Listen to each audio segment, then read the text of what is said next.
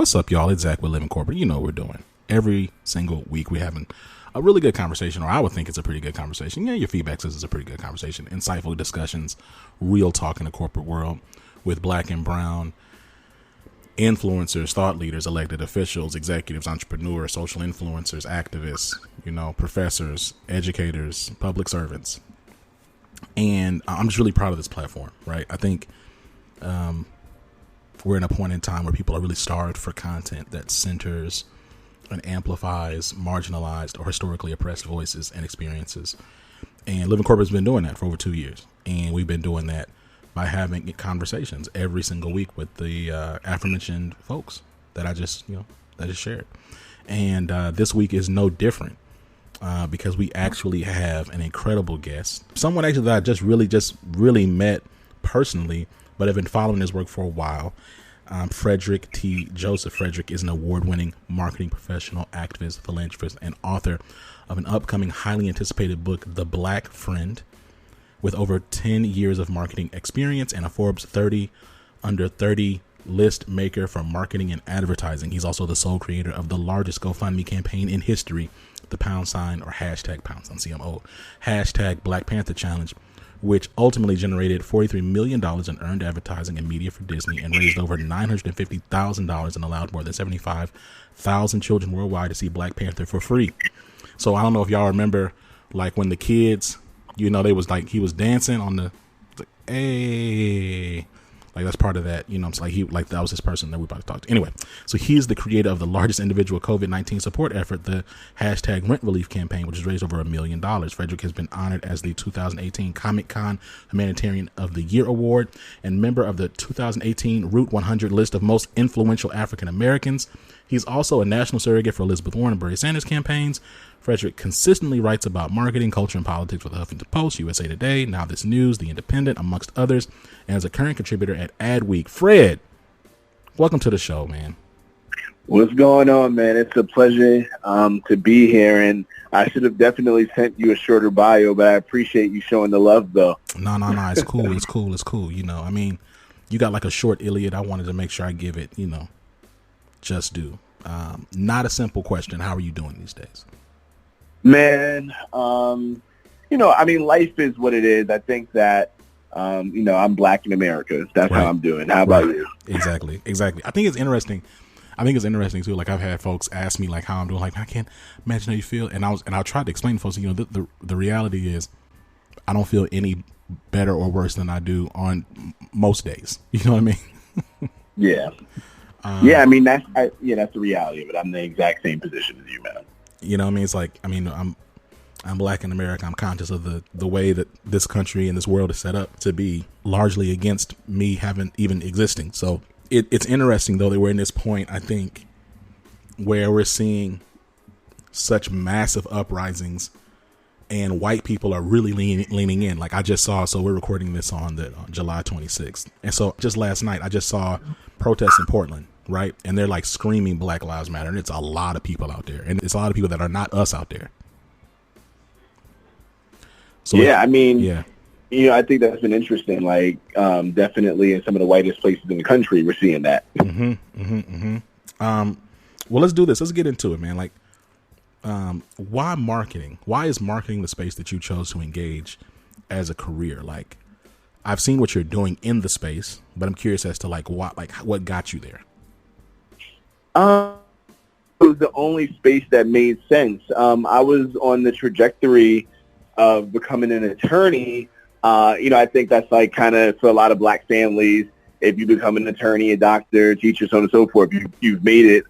But for me, I was the first one to go to college really, and when I went, I had all these passions and interests from music to writing to art, so on and so forth. And I was trying to actually figure out what could I incorporate all of my interests into. And I realized that marketing, if done well, is really just storytelling, right? Like, and to be a great marketer, you have to be multifaceted.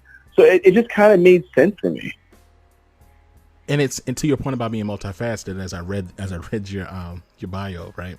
You have a lot of things going on. Like, talk to me about how that space lent itself into the book that you're working on. Yeah. So that's been interesting because when you're a marketer, like I'm of the firm belief that every single thing in this world is driven by marketing, driven by branding, and advertising, right? Like, whether it be Trump or Obama or some of the worst people in history, it was just a matter of how they story told and they branded themselves, right? Like, right. And that's just the nature of how that works. You go see a movie, you listen to an album, you buy food, all based on how somebody was able to make you believe in it. So for me, in terms of my book coming out, it's a really interesting thing because all I'm really doing in the book is trying to market to people who are young, like as to why they should reassess race and essentially work towards being anti-racist. And now I'm, partnering with my publisher to figure out the actual marketing campaign for how do you make young people be anti-racist. So yeah, it's been interesting. I mean, let's talk about white supremacy and how it functions in marketing even now. When people talk about white supremacy, oftentimes we think about KKK, burning crosses, hard R N-word. But can we talk a little bit about like the nuances of white supremacy and its function in like the space that you inhabit, which is largely marketing? Yeah, so I'm actually happy that's something you want to talk about because, as a matter of fact, that's what my book is about, right? It's like people don't understand that white supremacy, racism are so nuanced. They exist in every facet of what we do on a daily basis. From something as simple as an interaction on an elevator, right? Like, it's me getting in the elevator in my building where I pay my rent, and people assume that I'm a delivery person, though I've lived here for over a year. In the workplace, and specifically in marketing, I actually think that it's one of the industries in which racism and white supremacy are most prevalent because it dictates what we see and what we ingest, right, like as humans. So oftentimes, I mean, marketing as an industry, advertising are extremely white. I think the numbers, if I remember correctly, was like 75% white people. Yeah. So what does that mean for what you end up seeing, right? It's like, let's take Black Panther as a really good example. Mm-hmm. When I looked at the marketing team for Black Panther, this like super pro-Black, Afro-futuristic content, the entire marketing team that worked on it from Disney that was like on their website was white. Right. Right. And while that did do very well, obviously, it's like, how is it that we don't even get to craft how we storytell around our narratives, right?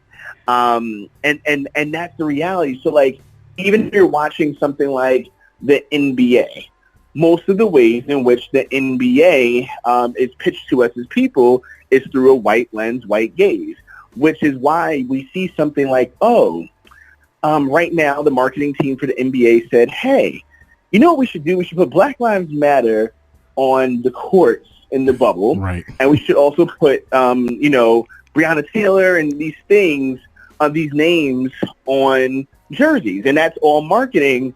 But there's never the actual substance of like, hey, actually, maybe if we got some more like Black people from different experiences in the room, right, someone might say like, oh, well, what about making systemic change? Right. Like, what right. about not doing something that's performative? What about us actually using our cachet, our narratives, our platform to actually make change? Like, why is it like, if I was in that room, I would say, well, that's cool and all, but what if we actually built our marketing around creating a program where we send scouts to HBCUs, right? And start actually recruiting Black talent from Black schools, which could create systemic change where more young Black people would go play at HBCUs, which puts more dollars in the Black community, right, and brings more cachet to those schools. Right. It was interesting to your point, right? I'm looking at these, so I'm looking at it, right? And even, we can talk a little bit about the memification of Breonna Taylor, and I'd like to get your opinion on that.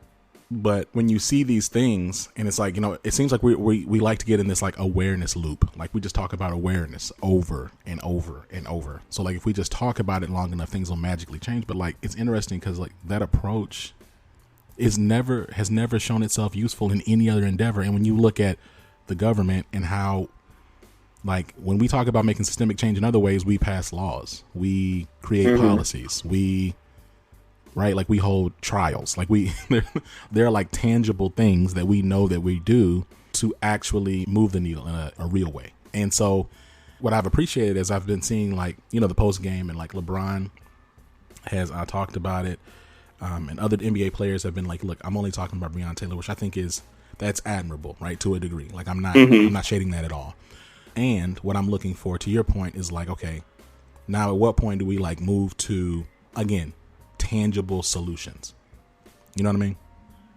Yeah, no, I mean, that's exactly it, right? Like, tangible solutions, systemic change, because as you said, you know, it's not even just, it's a memification of Breonna Taylor, and really a memification of, like, Black bodies as a whole, right? Like, right. And that's what I'm saying, right? Like, it's like every day people are posting these witty ways of saying, oh, we should have justice for Breonna Taylor. Like, I saw yesterday, it was like in like alphabet soup. I'm like, weird. It's weird to me. It's extremely weird, and it would only happen with Black people, to be quite frank. I mean, like, let's be real. Let's look at somebody like the case around JonBenet Ramsey, right? Yes. The little girl who went missing, right? There was never a singular moment where that was turned into a global pun, right? And they still were looking for that little girl. They did not stop, and I think they still have content that comes out about looking for her. They like reopened the case for like the 5th time, I think like 2 years ago. Right. You know, we are the only ones where our Black bodies, like our Black existence, is commodified and turned into entertainment and turned into ROI, right? Right. Like, there are financial reasons, right? I think it's part of like just the capitalist system we live in. It literally pays to talk about Black Lives Matter right now, right? Like, it pays. It gives you returns to, like, if I put hashtag Black Lives Matter in my social media, and it's easy. Like, it's relatively easy for me to do that compared to me really investigating and examining, like, again, my own organization's policies, practices, procedures, and institutions that drive or support white supremacy, like within my own organizational walls. And so then, like, you know, I think about, like, there have been some cities that have been painting roads Black Lives Matter, making streets called Black Lives Matter. I'm like y'all's own police forces have open investigations. There's unsolved murders. Like, there's all types of things that are happening in and so it gets to the point where it's almost, not almost, like, it is just gaslighting, you know, because we're not taking this serious. Like, and we're still somehow, even in this moment, sidestepping the very real problem of the brutalization of Black and brown people. I mean, absolutely. And to the point of, again, like, you know, with the painting Black Lives Matter on things, so on and so forth, we in every major city where Black people live, there's a Malcolm X Boulevard, there's a Martin Luther King Way, there's a James Baldwin this, and a Bell Hooks that. And those are actually, like, sadly, some of the worst streets and areas in all of those cities, right?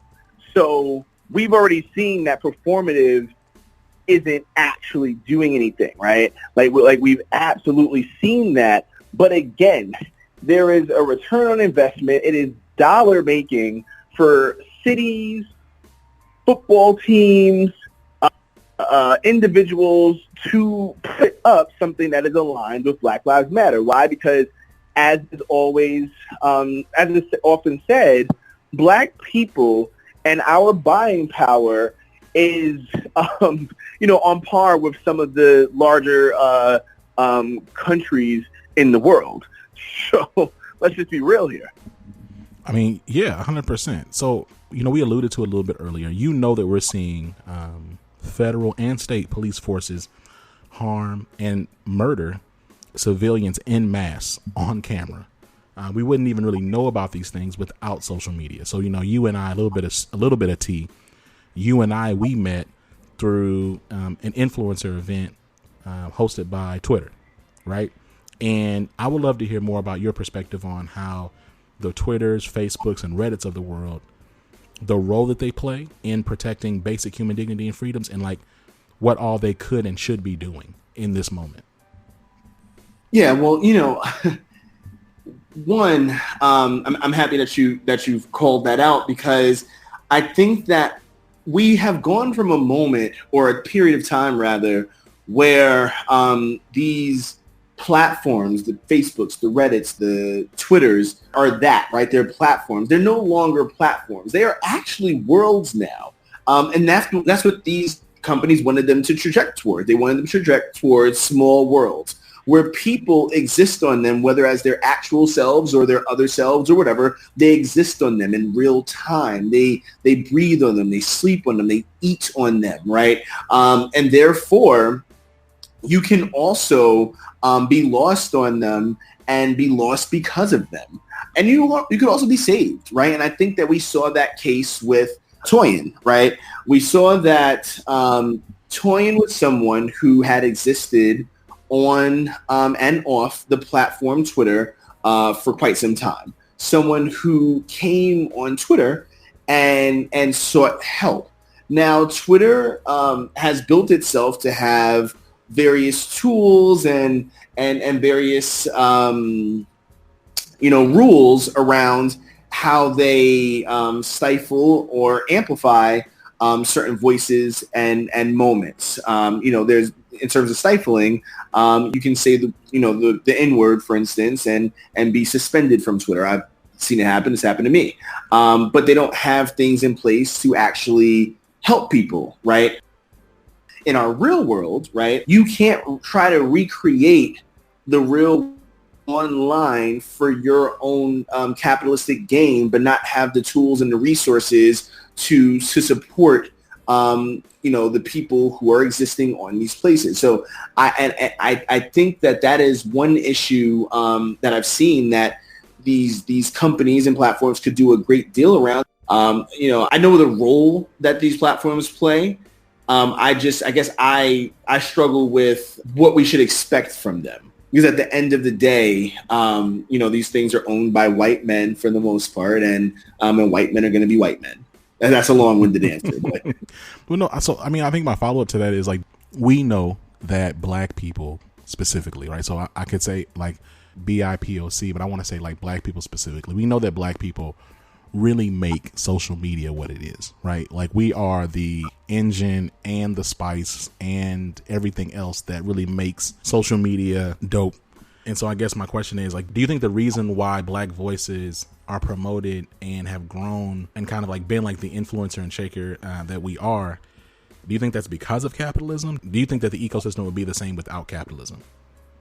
I don't. And that's because of the history of black people globally, right? Like every turn in our history, except for when we were left alone, which is long before most history books can date, we have been leveraged because of some type of capitalistic or imperialistic agenda, right? So right now we are, whether that be on Black Twitter or on Instagram or on Facebook, right? I think the only one that we probably don't have that cachet on is probably like Reddit, because white supremacy owns Reddit for the most part. Like, we are the reason the United States, in every facet of it, is the United States, from the good, the bad, and the ugly, right? We are the reason that most of the world is the way that it is. We are the influencing, driving force behind music, art, just every single thing to do with culture. But we've never reaped any of the benefits of that.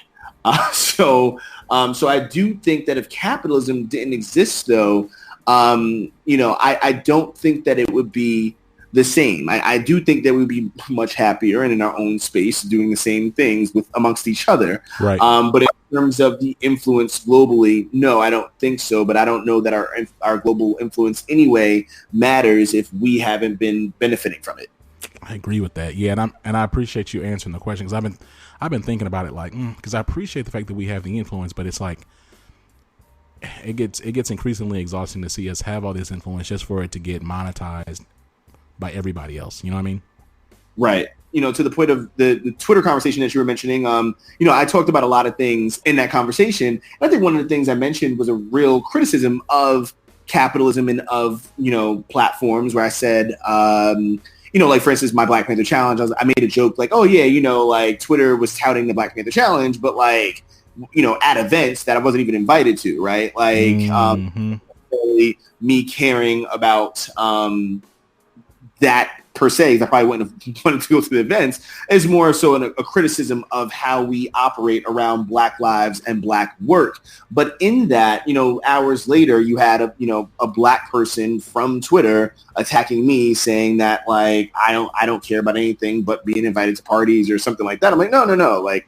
That's not the. It's the principle though. So it's like right. And I think it's interesting that you bring that up, because I had a colleague, and been doing some work around. I mean, look, Living Corporate has been here for a second, but so like I do this work and like creating digital media, creating different types of thought leadership around what does it really mean to like drive diversity, equity, inclusion programs, right? And so I had a colleague who was like, yeah, I've been taking this and presenting this at such and such, and I'm like, whoa.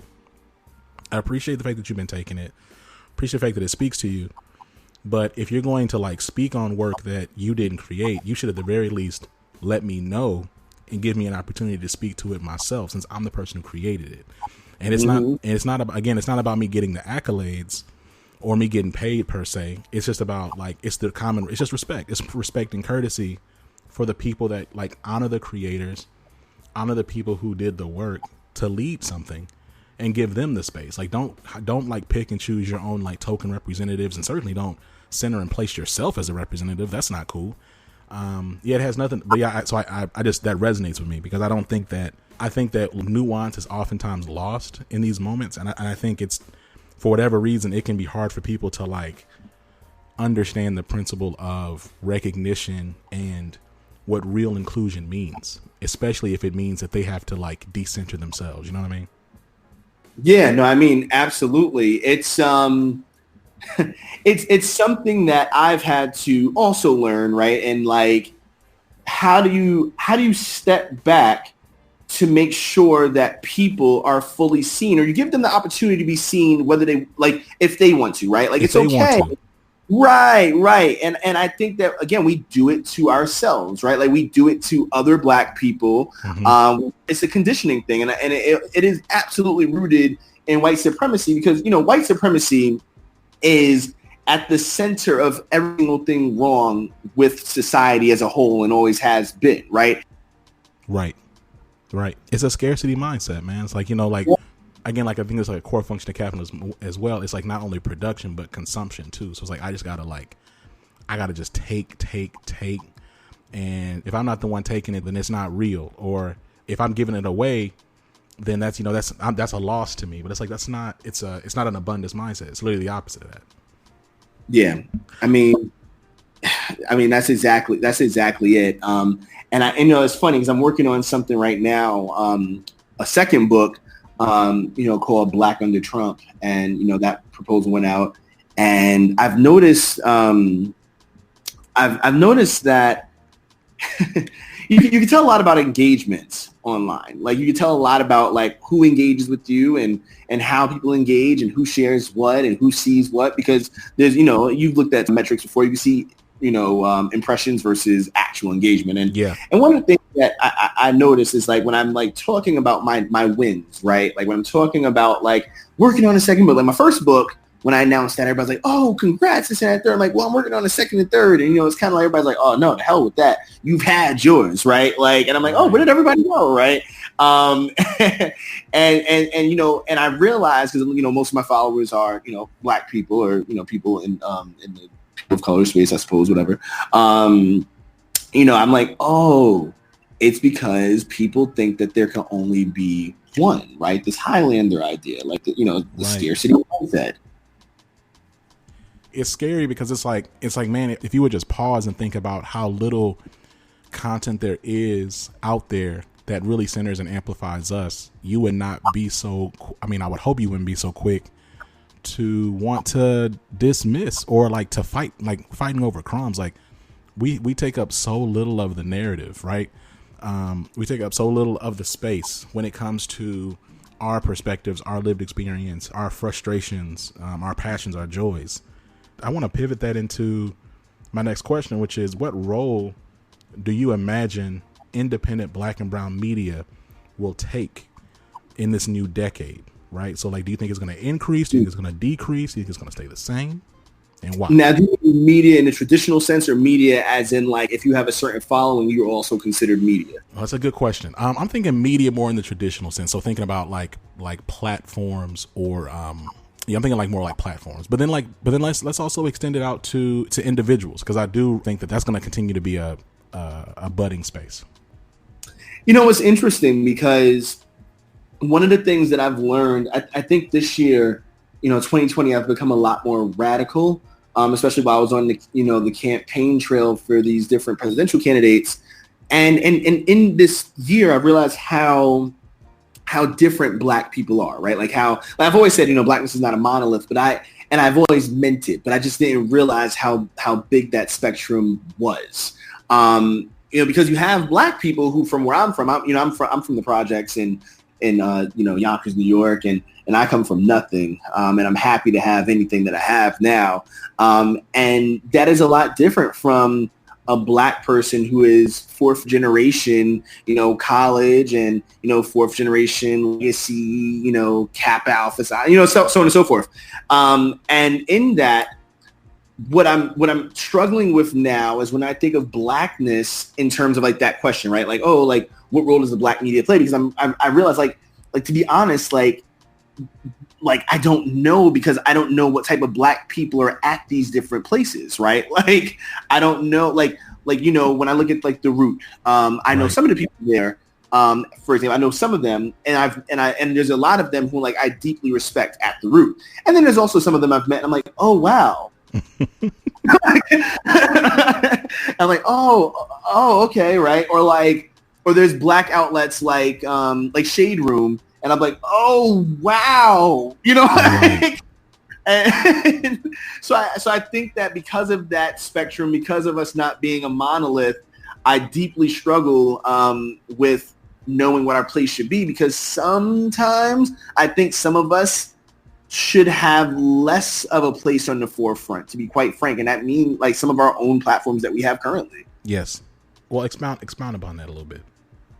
So, I'll just be pretty direct. I think that there are groups, platforms, media outlets, so on and so forth, even individuals who are highly platformed, highly powerful. And I hope every single day that in the next 10 years that their place amongst the epicenter of Blackness and the visible Blackness is reduced, frankly, right? Like, I hope that if any outlets are getting pushed, or anyone, any platform, so on and so forth, I hope that it's people with a lens to the more, I wouldn't even call it radical, but like the more progressive, inclusive, liberating front.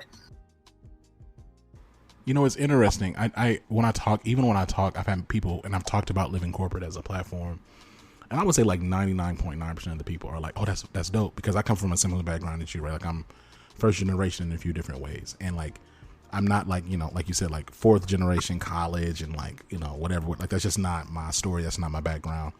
And like my people came up poor, what I mean? So like, but then I have met folks whose parents were, again, they're kind of like talented type, vibes, what I mean? Like they kind of a little elitist. And I think about the fact that there's like, it's interesting how those voices end up being like the representation in like major platforms for everybody. You know what I mean? Yeah. Yeah. I mean, absolutely. And that's something we don't talk about a lot, like out loud, but it's true. And so then you see these people like, and they're like, man, that's a weird take. And I'm not saying that that's not your perspective, but that's certainly not mine, or like anybody in the people, like anybody in the spaces that I move around in. Again, I am one person. But when I think about like kind of how white supremacy works in that way too, how it kind of like will gravitate to like these Black voices that are not really radical, or that are not progressive, who are not much more politically left than they are, or just focused on Black liberation. And it's interesting how like you end up kind of just switching out faces at the top, but you're not really focused on like dismantling anything. You know what I mean? Right. Yeah. White supremacy gravitates towards Black people who will do just enough to make white supremacy feel like it's coming down when it's actually not. Right. Right. Yeah.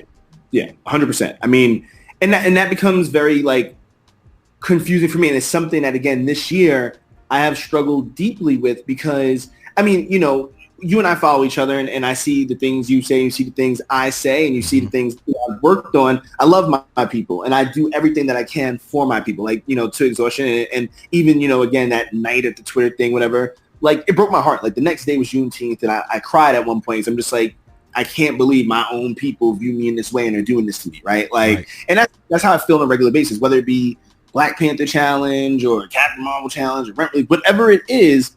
I often find that my lens being liberation focused and being like very much attuned to the movements of white supremacy ends up ostracizing me. And the only people who I end up getting support from are either really radical Black people or, like, to be honest with you, white people. Right. And that makes me really, really sad because I'm like, even like my book cover reveal next week in my pre-order launch, I already know in the back of my head, I'm like, oh, I don't think Black people are going to buy my book. Like I don't think that my people are going to support me because, like, I've never really seen my people support me before, and that's not our fault. That's white supremacy, but you know, it hurts. Right, 100%. Before we get up out of here, man, any parting words or shout outs as we think about, you know, where we're at, where we've yet to really arrive to. I think about the fact that we're recording this, like I said, late July. You know, we have one of the most consequential, I still believe one of the most consequential elections in our lifetimes during a very unique season, like a weird confluence of events between one of the worst economic crises that we've had for almost 100 years, a global pandemic, and global protests focused on anti-racism. I mean, like, what are some things that you'd like just to leave the folks with? Well, I think the first thing is something that you said that was a very powerful quote when you and I were talking some weeks ago when you said, you know, Black bodies have to be worth something, right? Yeah. That sat with me, and that's real. It is deep because I don't think that people understand sometimes that we could pile up the Black bodies lost to the moon, right? While we've been in this fight for resistance and justice since we were brought over to these shores, right? Like, and another thing is, like, when people are upholding certain things, you're only upholding things that are founded on the bones that you think that they're not, right? Like that, you know, like people are talking about, I'm gonna get, you know, this role, let's say, as VP of this company. Yeah, I mean, well, your ancestors' bones are in those walls. So, like, let's just be real about this, right? Like, you're not actually getting anything that you didn't already die for 1,000,000 times. Right. So that being said, I guess the last thing I leave people with is stop settling. Stop settling for the gaslighting that America has, you know, put us through in thinking that not being oppressed in some ways makes up for still being oppressed in others, right? Like, you know, Donald Trump is a symptom of a much larger condition, and getting him out of office, whether it was going to be Bernie, Elizabeth, or Biden, or whomever else, we are still left with those same conditions. So unless we are going to work on the conditions and how we got here, we will end up with another Trump in our children's lifetimes or our children's lifetimes, right? And that's the reality of the moment that we're in, you know. Stop settling. I love it, man. Frederick, man, I appreciate you taking the time to be on Living Corporate. Y'all know what we're doing, right? This has been another episode of Living Corporate. We have conversations like this every single week on Tuesdays, just as a reminder, because, you know, for those who, this is their first time listening, every single Tuesday we have conversations like these, one-on-one deep dives with an incredible Black or brown person or an aspirational ally. And then on Thursdays, we have Tristan's tips. So those are like quick career tips. And then on Saturdays, we either have an extended career conversation with Letitia Bird, or we have See It to Be It with Amy C. Waniger, where we talk with a Black or brown person about like the technical aspects of their job so that y'all can understand that we actually exist all over corporate America and that we actually operate and do very well when we are given opportunities and or or we break and we create the opportunities for ourselves. Anyway, check us out. We all over Beyonce's internet, living-corporate, or just type in living corporate. We're going to pop up. Okay. We're on all the browsers. Make sure you share this with your friends. You make sure you check out all of the links in the show notes, pre-order Frederick Joseph's book, and check out his website. Until next time, y'all. Peace. Living Corporate is a podcast by Living Corporate LLC. Our logo was designed by David Dawkins. Our theme music was produced by Ken Brown. Additional music production by Antoine Franklin for Musical Elevation. Post-production is handled by Jeremy Jackson. Got a topic suggestion? Email us at livingcorporatepodcast@gmail.com. You can find us online on Twitter, Facebook, Instagram, and living-corporate.com. Thanks for listening. Stay tuned.